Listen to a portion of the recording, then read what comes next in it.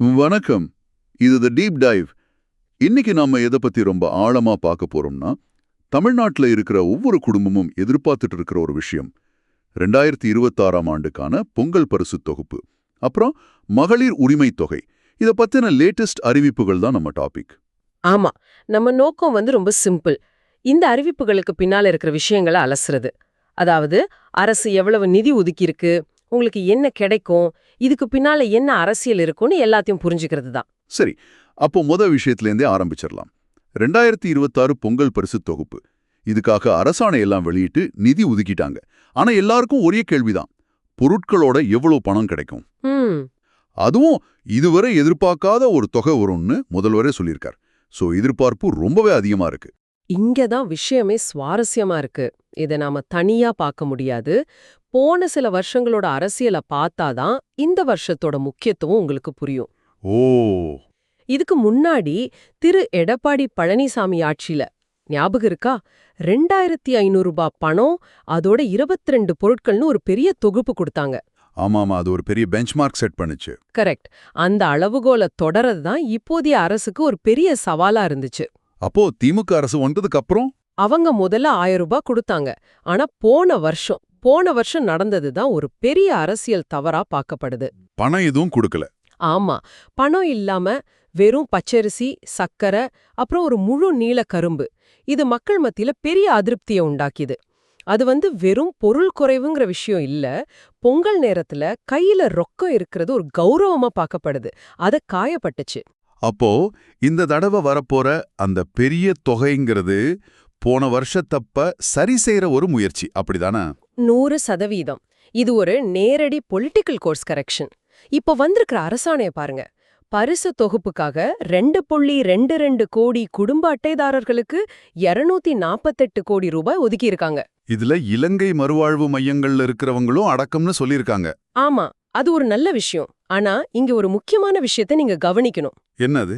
இந்த 248 கோடி ரூபாய்ங்கிறது ரொக்கப் பணத்துக்கானது இல்ல. ஓ, அப்படியா? இது கரும்பு, சர்க்கரை, பச்சரிசிக்கு மட்டும்தான். கிடைச்ச தகவல் படி ஒரு கரும்பு 38 ரூபாய்க்கும், 1 கிலோ சக்கரை 48 ரூபாய்க்கும், 1 கிலோ அரிசி 25 ரூபாய்க்கும் கொள்முதல் பண்றாங்க. அப்போ கணக்கு சரியா வருது. ஆமா, அதாவது பொருட்களுக்கான ஏற்பாடு முடிஞ்சிருச்சு. ஆனா அந்த முக்கியமான அரசியல் முடிவு, ரொக்க பணம் எவ்வளவுங்கிறது, அது தனியா உயர்மட்டத்துல விவாதிக்கப்பட்டு வருது. அப்போ அந்த $1 மில்லியன் கேள்விக்கு வருவோம். பணம் எவ்வளோ கிடைக்கும்? ஏதாவது நம்பத்தகுந்த தகவல்கள் இருக்கா? இருக்கு. அதாவது ஊகங்கள் ஒரு பக்கம் இருந்தாலும், குறைந்தபட்சம் 3000 ரூபாயிலிருந்து 5000 ரூபாய் வரை இருக்கலான்னு ஒரு வலுவான பேச்சு இருக்கு. எதிர்க்கட்சிகள் தொடர்ந்து 5000 ரூபாய் வேணும்னு அழுத்தம் கொடுக்கறாங்க. சோ வரப்போற தேர்தலை மனசுல வச்சு பார்க்கும்போது, மக்களின் எதிர்பார்ப்பை பூர்த்தி செய்ய 5000 ரூபாய் கொடுக்கறதுக்கே வாய்ப்பு அதிகம். இது வெறும் ஊகம் இல்ல, அரசியல் யதார்த்தம் சொல்றீங்க. நிச்சயமா. இது சம்பந்தமான அதிகாரப்பூர்வ அறிவிப்பு நிதி அமைச்சரோட ஆலோசனைக்கு பிறகு இன்னும் சில நாள்ல வந்துரும். சரி, இவ்ளோ பெரிய தொகுப்பு அறிவிக்கிறது ஒரு பக்கம். ஆனா இது 2.22 கோடி குடும்பங்களுக்கு சண்டை சச்சரவு இல்லாம கொண்டு சேர்க்கிறது ஒரு பெரிய சவால் இல்லையா? ஆமா, அது ஒரு மாபெரும் சவால். போன வருஷங்கள்ல ரேஷன் கடையில எவ்ளோ பெரிய வரிசை குழப்பம்லாம் பார்த்தோம். அதை சமாளிக்க இந்த தடவை என்ன பிளான்? அதுக்கு தான் இந்த தடவை ஒரு விரிவான டோக்கன் முறையை கொண்டு வராங்க. இதுல முக்கியமான விஷயமே என்னன்னா, ரேஷன் கடை ஊழியர்களே வீடு வீடா வந்து டோக்கன் கொடுப்பாங்க. ஓ, அப்ப மக்கள் கடைக்கு அலைய வேண்டாம். ஆமா, அதுதான் நோக்கம். கேட்க நல்லா இருக்கு. ஆனா நடைமுறையில எப்படி வேலை செய்யும்? அந்த டோக்கன்ல என்ன இருக்கும்? அந்த டோக்கன்ல நீங்க எந்த நாள்ல, எந்த நேரத்துல, அதாவது காலையிலயா சாயங்காலமான பரிசு வாங்க வரணும்னு தெளிவா குறிப்பிட்டிருப்பாங்க. சரி. நாள்ல கூட்டத்தை தவிர்க்கிறதுக்காக காலையில 100 பேர், சாயங்காலம் 100 பேர்னு மொத்தம் 200 பேருக்கு மட்டும்தான் டோக்கன். அதுக்கப்புறம் அடுத்தடுத்த நாட்கள்ல கடையோட வசதியை பொறுத்து ஒரு நாளைக்கு 300ல இருந்து 400 டோக்கன் வரைக்கும் கொடுப்பாங்க. இது ஒரு திட்டமிட்ட கூட்ட கட்டுப்பாடு. இதுல ஒரு முக்கியமான கண்டிஷனும் இருக்குன்னு கேள்விப்பட்டேன். நம்ம கார்டு எந்த கடையில இருக்கோ அங்க மட்டும்தான் வாங்க முடியும், கரெக்டா? வரும். டோக்கன்ல இருக்கிற தேதியில போக முடியலன்னா என்ன பண்றதுன்னு தானே? அதேதான். வேலைக்கு போறவங்க இருக்கலாம், உடம்பு சரியில்லாம போகலாம். என்ன பண்றது? அதுக்கு என்ன தீர்வு? அதுக்கும் ஒரு வழி இருக்கு. நீங்க டோக்கன்ல இருக்கிற தேதிய தவற விட்டா அடுத்த நாள் போக முடியாது. அது முக்கியம். அப்ப அவ்வளவுதானே? இல்ல. அப்படி தவற விட்டவங்க எல்லாரும் பொங்கலுக்கு முதல் நாள் இல்லனா பொங்கல் அன்னைக்கு அவங்களுக்காக ஒரு பொதுவான நாள் ஒதுக்குவாங்க. அன்னைக்கு போய் வாங்கிக்கலாம். சோ யாரும் பதச்சப்பட வேண்டாம். நல்ல ஏற்பாடு. சரி, இந்த பொங்கல் தொகுப்பு ஒரு பக்கம் இருக்கட்டும். இன்னொரு பெரிய விவாத பொருளா இருக்கிறது மகளிர் உரிமை தொகை திட்டம். ஆமா. லட்சக்கணக்கான விண்ணப்பங்கள் நிராகரிக்கப்பட்டது ஒரு பெரிய அரசியல் பிரச்சனையா மாறுச்சு. இப்போ அதுலயும் சில நல்ல மாற்றங்கள் வரப்போகுதுன்னு தகவல். நிச்சயமா.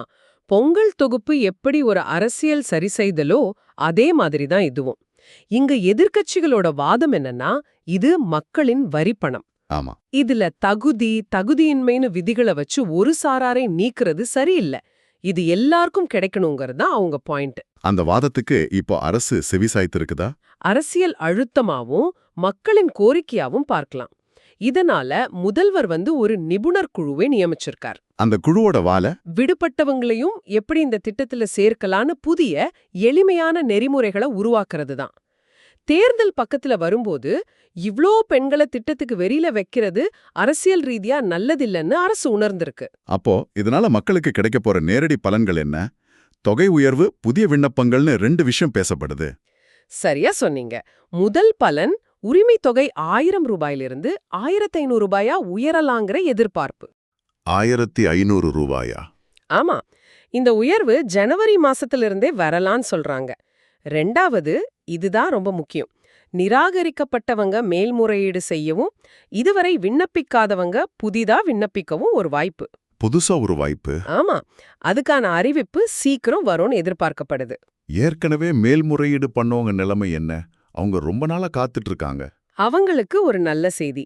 ஜனவரி 10ஆம் தேதிக்குள்ள மேல்முறையீடு செஞ்சவங்களுக்கு ஜனவரி 15ஆம் தேதி, அதாவது பொங்கல் அன்னைக்கு பணம் பேங்க் அக்கவுண்ட்டுக்கு வர வாய்ப்பு இருக்கு. ஓ, ஒரு டெட்லைன் கொடுத்திருக்காங்க. ஆமா. இது ஒரு தெளிவான காலக்கெடு. சரி, இப்போ இது எல்லாத்தையும் ஒன்னா சேர்த்து பார்ப்போம். வரப்போற பொங்கல் ஒரு சராசரி குடும்பத்துக்கு நிதி ரீதியா எப்படி இருக்க போகுது? ஒரு கணக்கு போட்டு பார்க்கலாம்.